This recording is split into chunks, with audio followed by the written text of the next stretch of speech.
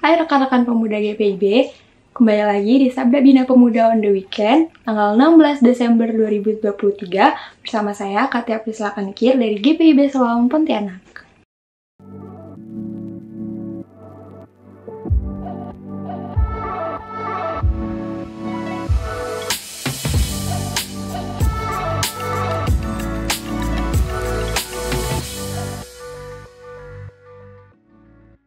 Sebelum kita memasuki renungan kita pada hari ini, mari kita bersatu dalam doa. Bapa yang Maha Baik, kembali kami hadir menghadap-Mu pada hari ini. Tuhan, kami mengucap syukur untuk segala hal-hal baik yang telah Kau berikan kepada setiap kami pada hari ini. Juga terima kasih karena Engkau telah memberikan kami kesehatan dan nafas kehidupan pada hari ini, Tuhan. Hingga kami dapat boleh kembali menghadap-Mu pada hari ini. Kami dapat boleh mendengarkan firman-Mu, kiranya firman yang akan kami dengar dan akan kami baca, dapat kami resapi dan kami aplikasikan dalam kehidupan kami sehari-hari, Tuhan. Kiranya berkat ini sendiri dapat menjadi terang bagi kehidupan masing-masing kami, Tuhan. Dalam nama Tuhan Yesus, kami telah berdoa dan mengucap syukur, haleluya, amin.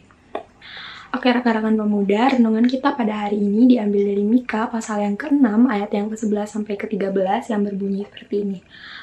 Masakan aku membiarkan tidak dihukum? Orang yang membawa neraca palsu atau pundi-pundi berisi batu timbangan tipu.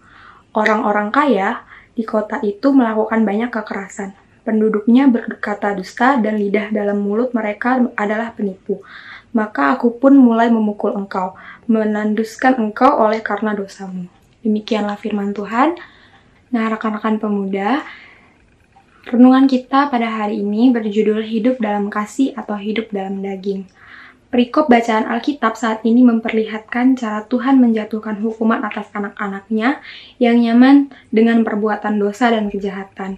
Seperti yang ayat 13 katakan, yaitu, maka aku mulai memukul engkau, menanduskan engkau oleh karena dosa.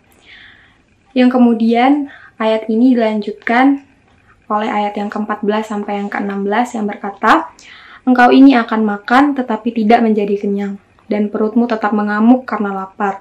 Engkau akan menyingkirkan sesuatu tetapi tidak menyelamatkannya, dan apa yang dapat kau selamatkan akan kuserahkan kepada pedang.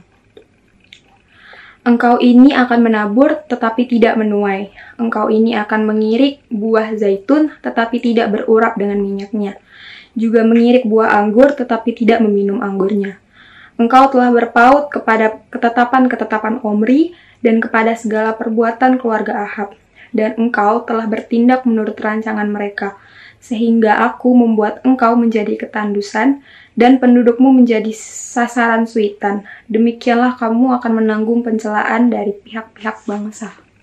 Nah, teman-teman, ayat-ayat tadi itu membuat kita dapat menarik kesimpulan bahwa akan ada konsekuensi yang akan diterima bangsa Israel jika mereka tetap berbuat dosa dan jahat di hadapan Tuhan.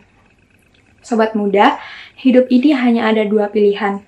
Apakah hidup kita dipenuhi kasih atau hidup dipenuhi kedagingan atau keinginan? Semuanya bergantung pada diri kita masing-masing. Tetapi, kebenaran firman Tuhan ini jelas dan tegas bahwa Allah tetap berkompromi dengan dosa. Ia menghendaki agar kita mewujudkan kasih, sekalipun saat ini masih di usia muda. Namun sikap keteladanan dan menjadi berkat harus menjadi bagian kehidupan anak-anak muda. Jangan terlena dan senang dengan zona aman yaitu dosa. Berubahlah ke arah yang benar dan tepat, yaitu hidup dalam kasih, sehingga kita tahu membedakan yang baik dan benar di hadapan Tuhan. Rekan-rekan pemuda, pasti kita sebagai generasi muda sangat-sangat tidak asing ya dengan kata kedagingan atau keinginan duniawi, yang pasti setiap kita masing-masing pernah mengalami itu semua, dimana kita hanya menginginkan apa yang ada di dunia ini yang bersifat sementara daripada apa yang telah Tuhan janjikan atas hidup kita.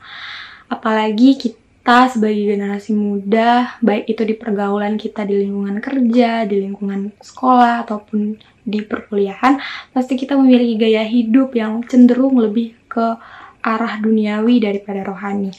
Nah, teman-teman, renungan kita pada hari ini mengajarkan kita untuk kita tetap ada dalam kasih penyertaan Tuhan Yesus dan tetap menyebarkan kasih ke lingkungan-lingkungan kita di sekitar kita agar kita tetap dapat memperoleh keselamatan dan penyertaan dari Tuhan. Karena seperti yang sudah disampaikan tadi, bahwa kebenaran firman Tuhan ini jelas dan tegas bahwa Allah tidak berkompromi dengan dosa. Maka Tuhan tidak akan melihat apa yang telah kita lakukan, tapi Tuhan tetap memberikan kita apa yang kita perlukan. Tuhan tetap menegur kita walaupun kita sudah melakukan hal-hal yang buruk. Tuhan pasti tegur kita, dan setelah itu pasti Tuhan akan menunjukkan kita jalan yang benar. Maka dari itu teman-teman, tetaplah ada dalam jalan pengharapan kasih Tuhan, dan teruslah menebarkan kasih. Kiranya dalam kehidupan kita masing-masing, kita dapat menentukan pilihan yang tepat dan benar, serta tidak berkompromi dengan dosa, agar kita dapat menjadi saluran berkat bagi orang-orang di sekitar kita. Rekan-rekan, mari kita bersatu dalam doa. Tuhan Yesus, kembali kami hadir menghadap-Mu pada hari ini. Tuhan, kami telah selesai mendengarkan firman Tuhan. Kiranya apa yang sudah kami dengar dan apa yang sudah kami renungkan pada hari ini dapat menjadi berkat tersendiri bagi kami dalam menjalankan hidup kami, Tuhan.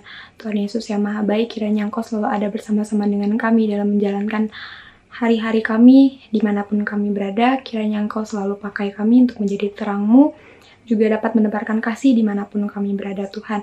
Kami serahkan hidup kami seluruhnya dalam tangan pengasihan-Mu, kiranya penyertaan-Mu selalu ada di atas kami, Tuhan. Nama Tuhan Yesus kami telah berdoa dan bersyukur, haleluya, amin.